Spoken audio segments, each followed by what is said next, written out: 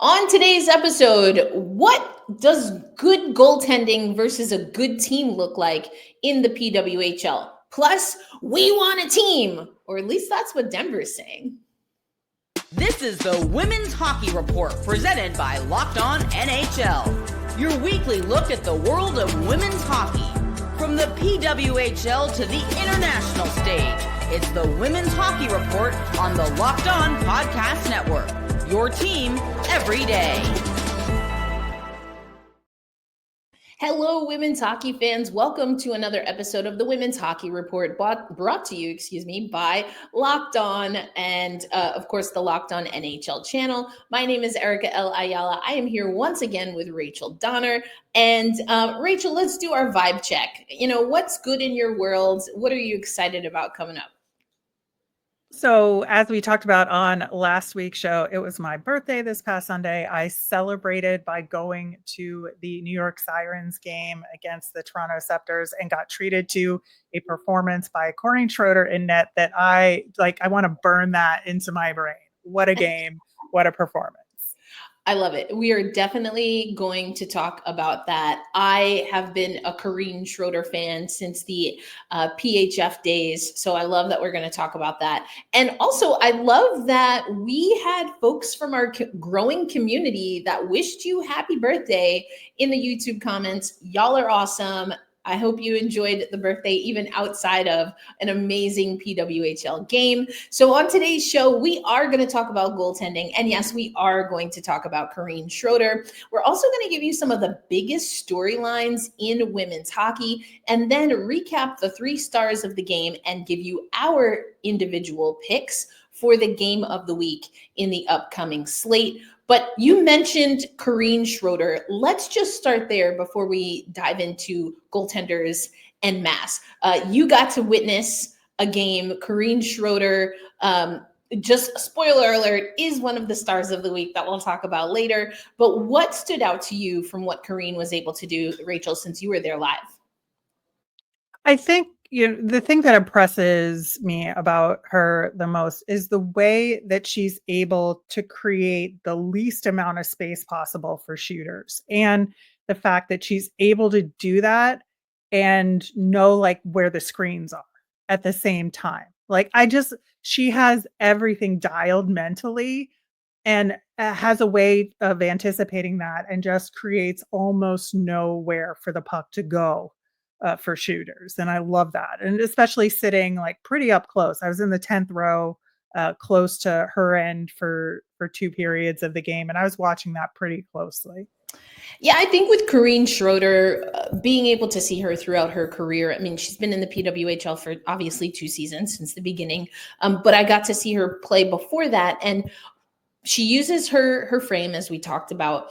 But I think also, sometimes when you play for a team like Boston, at least in former leagues, it's like, is the other team getting goalied, or is this goalie really the real deal? And I think with Corinne Schroeder, at least, Rachel, we have seen her grow and blossom into a much more confident goalie. I think she's a lot better in tight spaces. So not just to your point that she's taking away space, but when she's kind of, when the opposition is getting in really tight, getting into the blue paint, I think she's dealing with those situations so much better. And it's making a difference for the Sirens.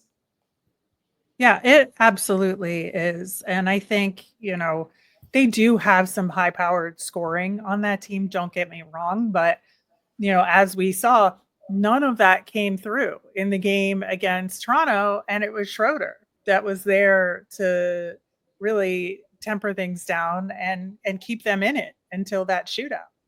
And that is such a big game changer, as you mentioned. You go to the shootout, and then to your point, you have some scorers that, can finesse. They have literally all the time and space in the world in a shootout, and they were able to make things happen. And so that's why we wanted to spend some time. Now, Rachel, you've wanted to talk about goaltending for a while. So this seemed like the right time to talk about it, because if we look at the numbers, Corinne Schroeder across the board in almost every category is number one. And the categories that she's not number one, she's two. We look at her wins, she's got 6, save percentage, 0.934, goals against average, 1.86. Again, she's second in total saves, 214. And I do want to talk about the goaltender who's number one, because again, looking at the numbers, very interesting. The numbers for the goaltenders versus the standings. And I love this, right? You talked about the shootout, but it's not just this shootout. She has a little bit of PWHL history when it comes to shutting down the opposition.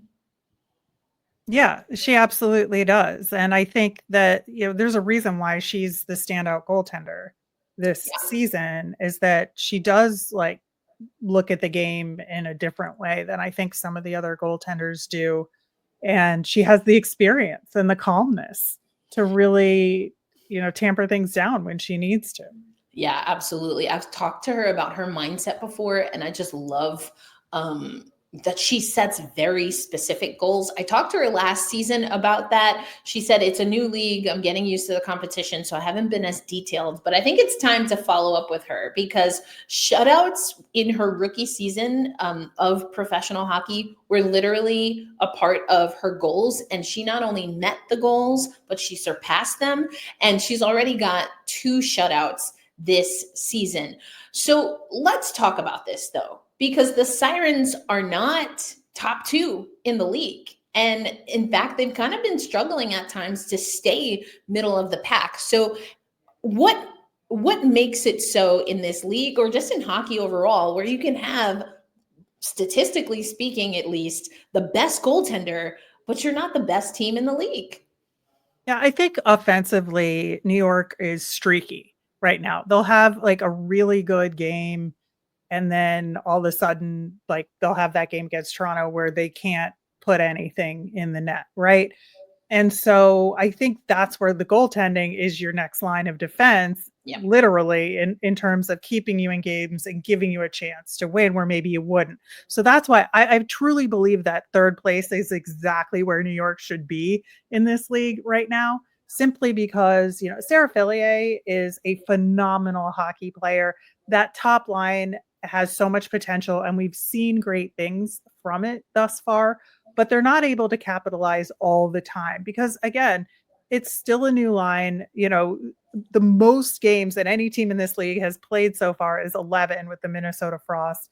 The Sirens have played 10. So it still hasn't been quite enough time, in my opinion, to gel lines and gel offensive anticipation and chemistry. So that's where the goaltenders come into play. Yeah, absolutely.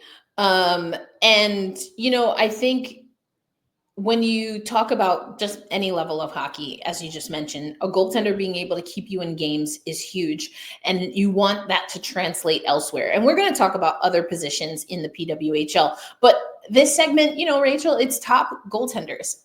Corinne Schroeder seems to be at the top. That being said, the Minnesota Frost are at the top of the table. Where do their goaltenders sit when it comes to goaltender rankings with specific stats, goals against, wins, things like that, Rachel? Yeah, so Maddie Rooney is 5th in the league right now in save percentage, and she's played 6 of their games thus far.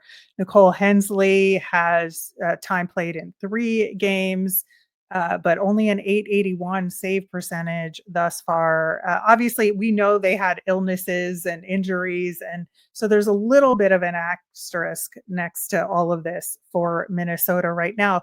But they have not had as stellar goaltending as some of the other teams, and 2 of them in particular, I'd say the Sirens and Ottawa. But I think that, because of their more consistency offensively and their veteran presence offensively, they've been able to win those games, even though some of their top scorers aren't necessarily scoring to their potential. They have the depth to pull it off. Yeah, and that goes to, I mean, you see some teams, again, at all levels, that they go all in on forwards. Some teams really like to hunker down defensively, even in this kind of, defenseless, or excuse me, not defenseless, that would be weird, positionless hockey that we have. And then goaltending can be hit or miss. Like, it's always interesting to see how teams actually attack goaltending, or maybe it's just because I'm the host of Locked On Kraken and we're in a position where we might need to trade our best goaltender because, we're getting to the deadline and nowhere close to being in the playoff position. Anyway, I digress. Thank you for allowing me to vent. But I think Minnesota is an interesting team. We've talked about this before, though, Rachel. I just don't see this season, and I don't know what it is, but I don't think any team is even remotely close to peaking, to finding their consistency. And so Minnesota, while right now I don't think their goaltending it's literally not the best in the league, I do wonder if that will level out. But more so, I wonder if offenses like the Sirens or even Ottawa, because I do think Emirates Mashmeyer is interesting, because Emirates is I wouldn't say Corinne Schroeder is a flashy goaltender. I think the saves are more subdued, even in really like high stress breakaway kind of situations. But Emirates, she's got a little flavor. She's got a little flash. She does. Which I love. I absolutely love. She's not as long as Corinne Schroeder, not as tall as Corinne Schroeder, but she still makes fantastic saves. And someone that we haven't seen a lot this season, but I think got a little bit more of an equitable split, as we sometimes hear in net, is Elaine Chuli, who is another goaltender I absolutely love watching. So let's talk about Ottawa, because I feel like we talk about Ottawa and I certainly can't get a handle on Ottawa. I want more for Ottawa. I love them so much in my heart, as far as wanting them to succeed. And Mashmeyer is a huge reason behind that, right? Watching her play. Absolutely. But again, when you don't have the consistency, when you don't have the goal support, we talked about that big trade and they got a little bit more assured, right? Getting more veterans on that defensive end with Jocelyn Larocque, very emotional. We talked about that, maybe to help out Mash, because what you don't want is an elite level goaltender like Mashmeyer, even Corinne Schroeder, any of the goaltenders in the league, right, to get overworked so much just to get you to a top spot that then they're burnt out when the time comes to really hunker down in the playoffs. Right. And, you look at Ottawa's scoring right now, and they have a few players with 3 goals on the season thus far, nobody with more than that. And that's where this Ottawa offensive struggle is coming into play. Like, they're just not getting enough goals, but Mashmeyer is keeping them in more games. Yeah, absolutely. I think it's interesting. You also have a player or a goaltender specifically like Renee Desbiens. Now, Renee Desbiens, I think if you took a snapshot in any given season, especially at the international level, maybe an elite level goaltender, maybe not. I think I love goaltenders like that when we have a season, so you can really see what Renee Desbiens brings to the table for Montreal. Aaron Frankel is another goaltender who can make some massive saves, but we know Boston struggles. Right. Well, and Aaron Frankel has played the most minutes in net this season of any goaltender so far. Yeah, that is really interesting. It goes back to that point about, are we talking overuse at this point? You have Emma Soderberg that is also on that team. I think she struggled, though. In the game she has played, she's struggled. And I love her, but yeah, I'm with you. I love Emma Soderberg, but that's the thing, right? If you either aren't giving a quote unquote backup or second goaltender enough time, how do you know how can they get into a flow? It's very difficult, but also, which is what makes the Montreal split all the more interesting, because if you talk individual goaltenders, sure, I want Schroeder and Mashmeyer all day, every day of the week. But if I have to pick a tandem, maybe it's Montreal.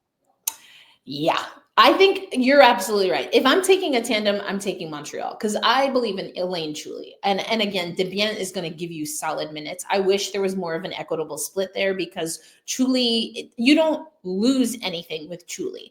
Now, that's an interesting point because Toronto. Ugh. Toronto, first of all, the fact And poor that Kristen Campbell. Let's just give I know. Kristen Campbell, like, God bless you. You are doing the Lord's work. Yeah, like the workload there is tough. Also, like, not really LOL, but I'm gonna call out Toronto for absolutely knowing that everybody wants content from the one goaltender that they never give us on the ice. I know. Oh, CJ.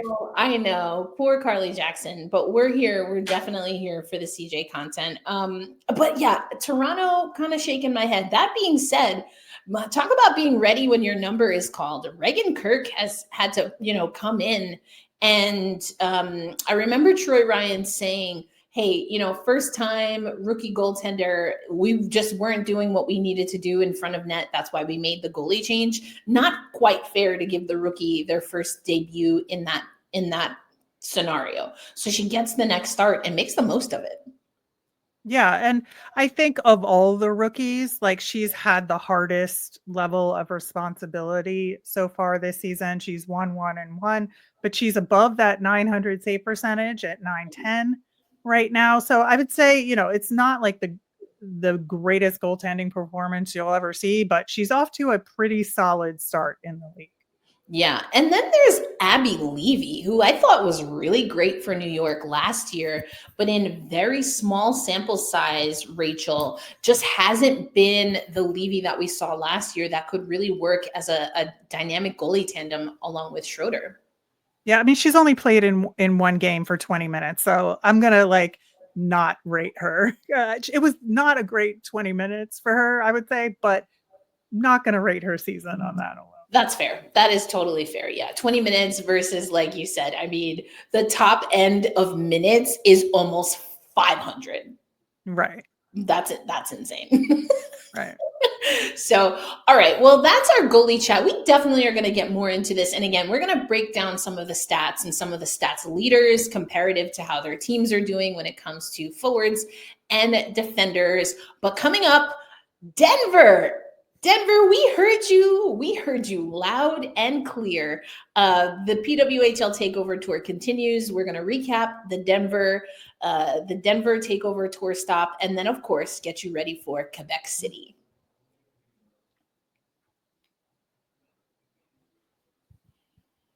From big upsets to game-winning drives, the NFL playoffs are better with FanDuel, because right now, new customers can bet $5 and get $200 in bonus bets guaranteed. That's $200 in bonus bets, win or lose. The FanDuel app gives you everything you need for live bets, same game parlays, and so much more. You can even bet on the PWHL in FanDuel. And right now, the Minnesota Frosts are the current favorites to win the 2025 Walter Cup. They're at a plus 260 right now. So check those odds out. Just visit FanDuel.com to join today. Get started with $200 in bonus bets. That's FanDuel.com. Make this playoff season unforgettable with FanDuel, official sportsbook partner of the NFL.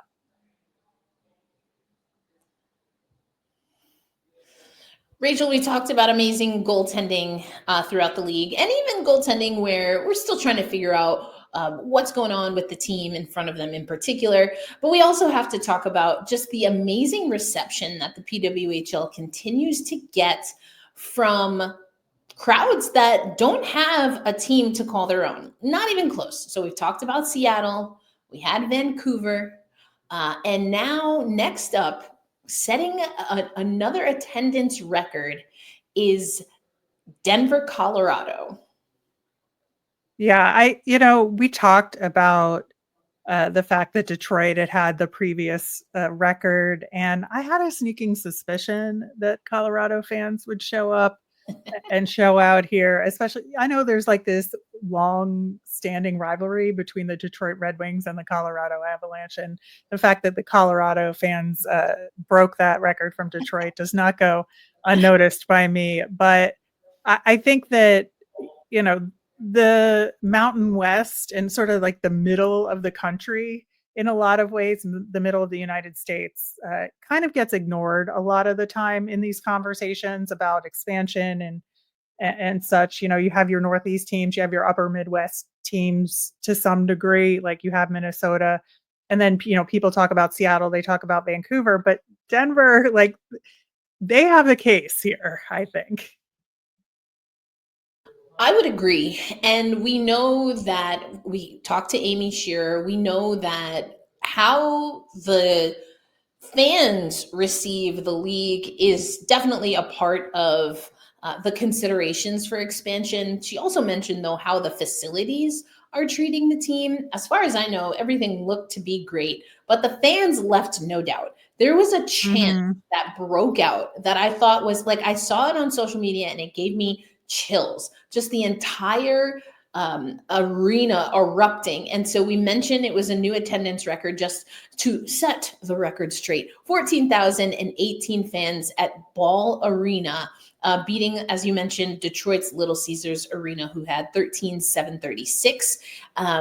And that's the U.S. attendance number, we should say. But we want a team, Rachel. Again, I'm just assuming all 14,000 of them are listening to our episode where we spoke to Amy Shearer, and they know that she is keeping eyes on how the fans are receiving the PWHL.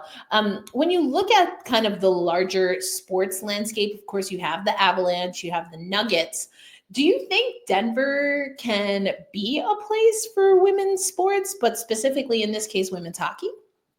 Well, that's what's so interesting to me about this opportunity, right? Because I think that, they don't have a WNBA team there right now. And so there is room in the calendar and in the hearts and minds of Colorado sports fans for a team that plays in this winter season, right? And I think that would be a really interesting and new spot to have women's pro sports in sort of this fall winter time of year.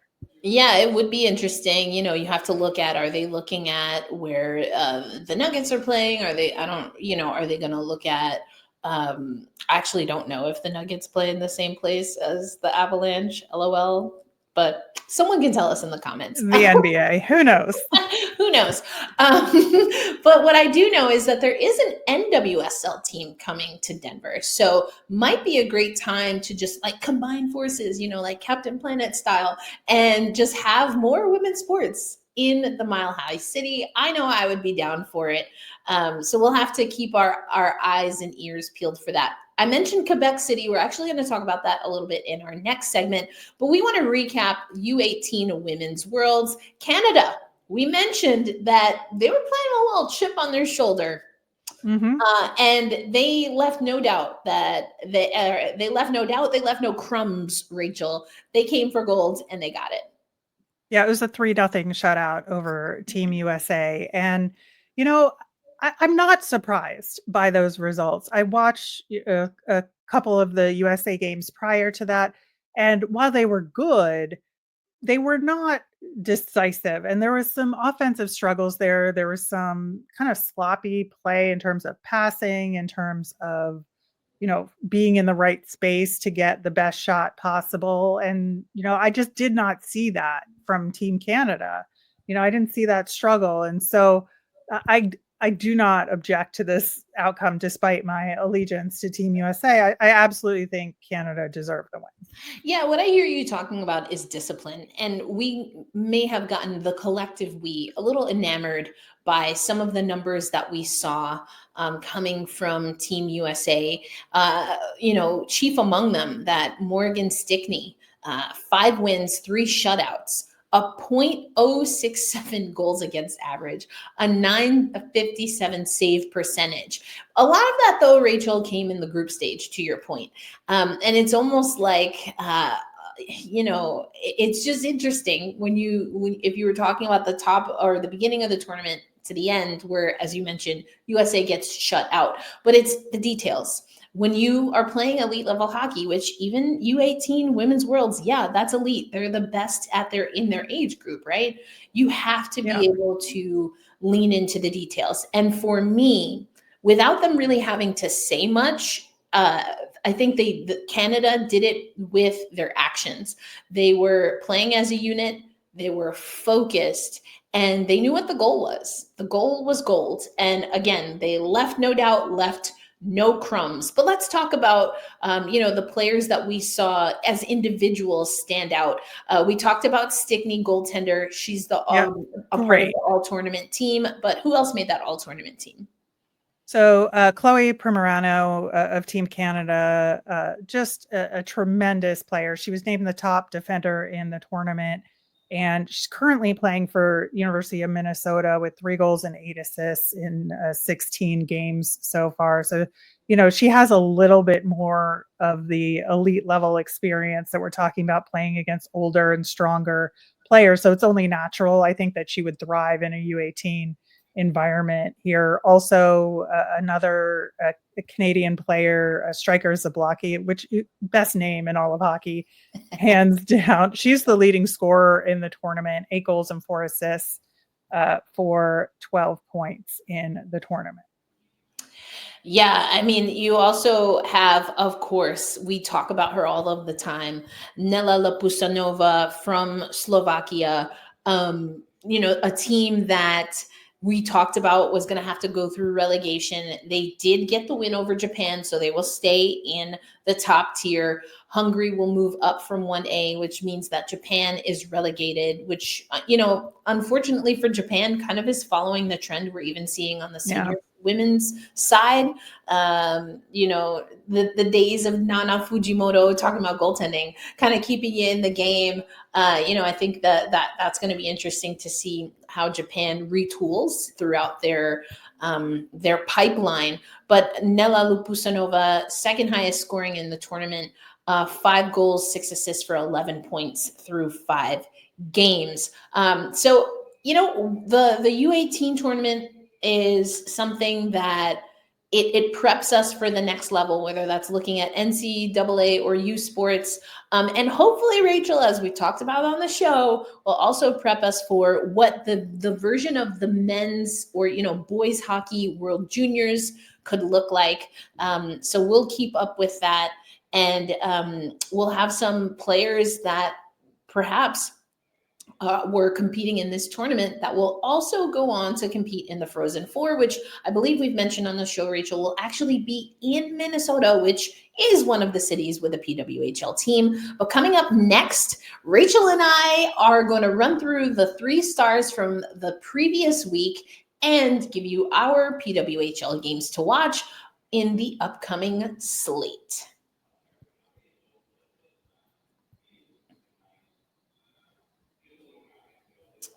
All right, Rachel, 3 stars of the week. One of them we mentioned, that is Corinne Schroeder. She not only, I alluded to this, but I want to just make it abundantly clear. She not only got the first ever shutout in PWHL history, but she got the first one of the season for this season and is the only goaltender with 2 shutouts, 26 saves in a 5-0 conquest is what the PWHL wrote in their notebook.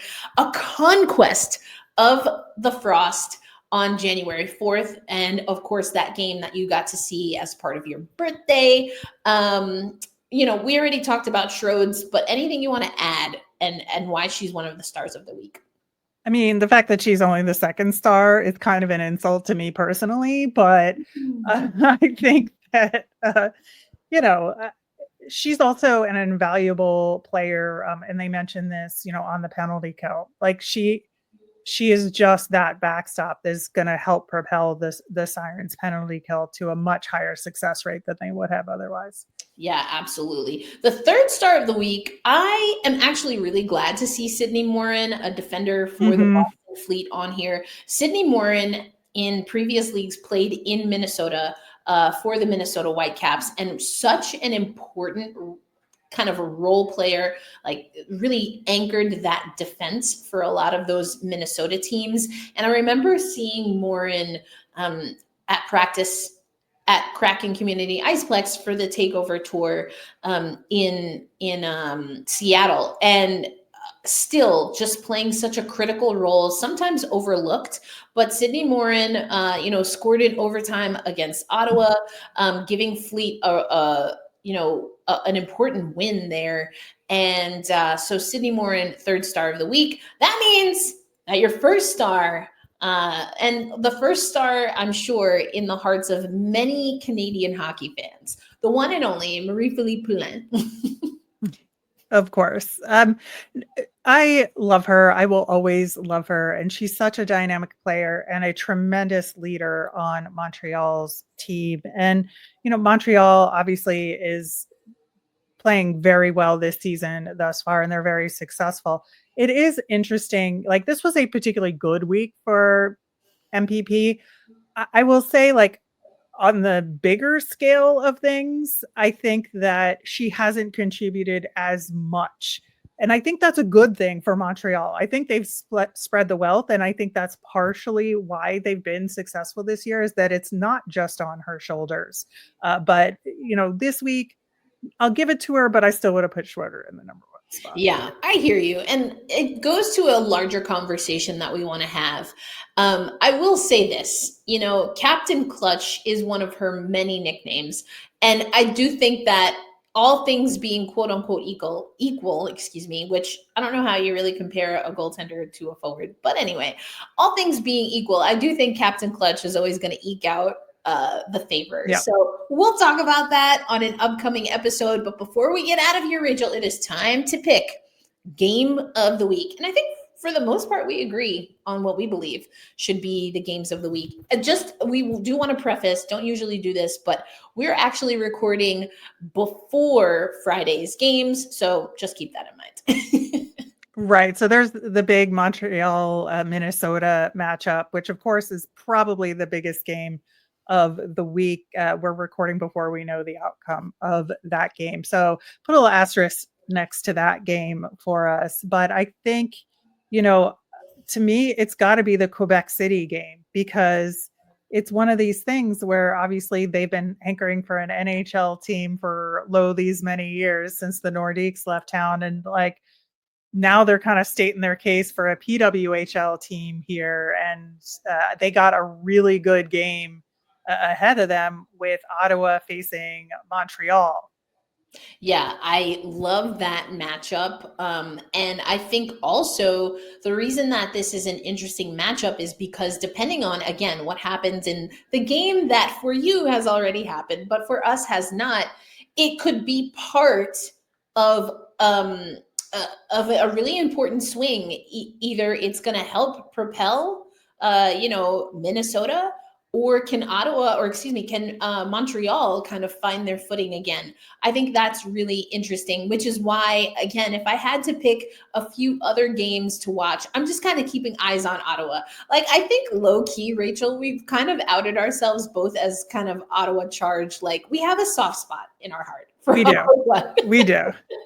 We definitely do. So not only do I have a soft spot for Ottawa, I'm looking at trying to maybe book travel to go there to watch a game. So take the podcast on the road. Let's go, Locked On Podcast Network. Who says no?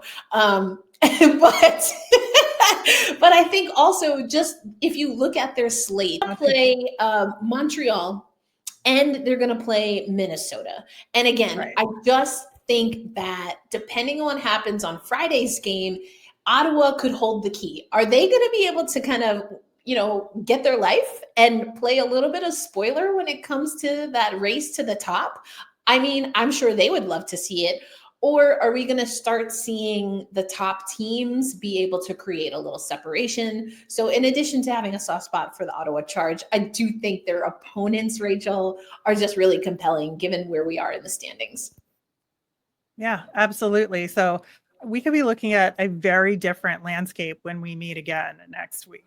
When we meet again, I am looking forward to it. And we thank you, as always, for tapping in on what for you, again, is a Saturday morning to listen to the Women's Hockey Report, which is part of Locked On NHL and the greater Locked On Podcast Network. And speaking of the Locked On Podcast Network, we want to make sure that if you are into fantasy hockey, that you take a listen to our Locked On Fantasy Hockey Show. Become a fantasy hockey expert and get the edge over your league mates with daily tips from Steal and Flip. You can find the Locked On Fantasy Hockey podcast on YouTube and wherever you listen to podcasts, just like you can find all of our shows, including the Women's Hockey Report and, of course, Locked On Flyers, where you can listen to more of Rachel Donner, and Locked On Kraken, where you can listen to more of me, Erica L. Ayala. But for Rachel, we want to, again, just thank you for tuning in. We'll catch you next week. We hope you enjoy the games.